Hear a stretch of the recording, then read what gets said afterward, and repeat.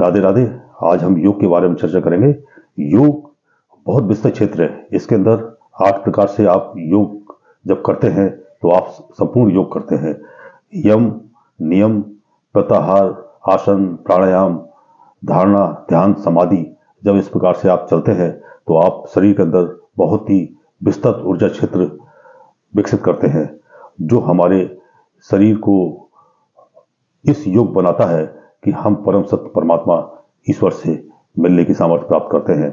इसके बाद हम संगीतमय योग और नाद योग और विभिन्न प्रकार की और भी क्रियाएं हैं जो हमको इस शरीर रूपी ब्रह्मांड में ईश्वर से मिलने का सामर्थ्य प्राप्त कराती है। तो हम आज नाद योग की चर्चा करेंगे।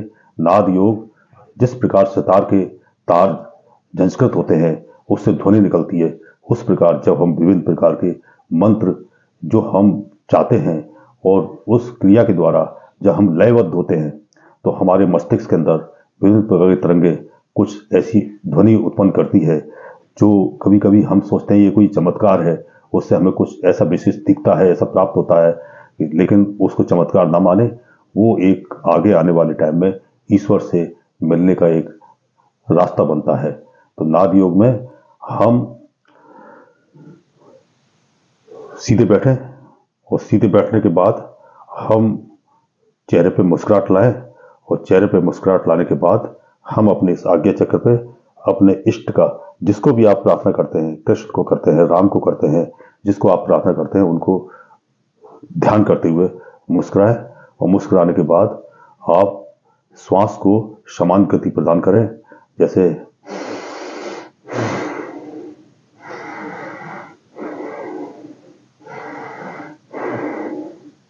इसके बाद अगर आपको कोई विशेष मंत्र है तो आप उस विशेष मंत्र को लयबद्ध करें अथवा आप ओम को लयबद्ध करें।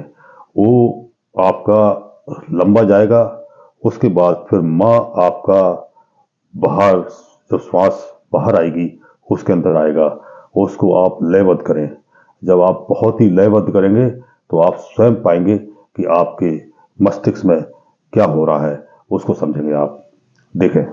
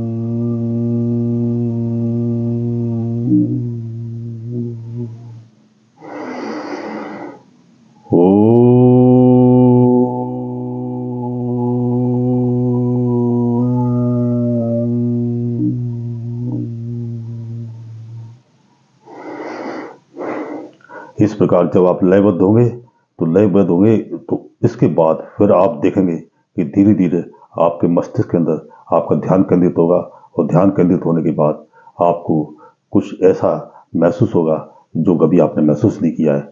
आप इस नाद योग को समझें, ये ध्वनि विज्ञान है। ध्वनि विज्ञान में आप अपने मस्तिष्क के अंदर ध्वनि के द्वारा इस प्रकार की जो है ध्वनि उत्पन्न करते हैं जहाँ हमें विभिन्न प्रकार का संगीतमय ध्वनि सुनाई देती है और इसके बाद हमारा ईश्वर से मिलने का मार्ग प्रशस्त होता है और हम समाधि स्थिति में जाने की योग्यता प्राप्त करते हैं। तो ये जब आप योग के प्रारंभिक क्रियाओं को करने में सक्षम हो, इसके बाद फिर आप ये क्रिया करें और किसी निर्देश चिकित्सक और गुरु के माध्यम से ही इसको करने का प्रयास करें। धन्यवाद।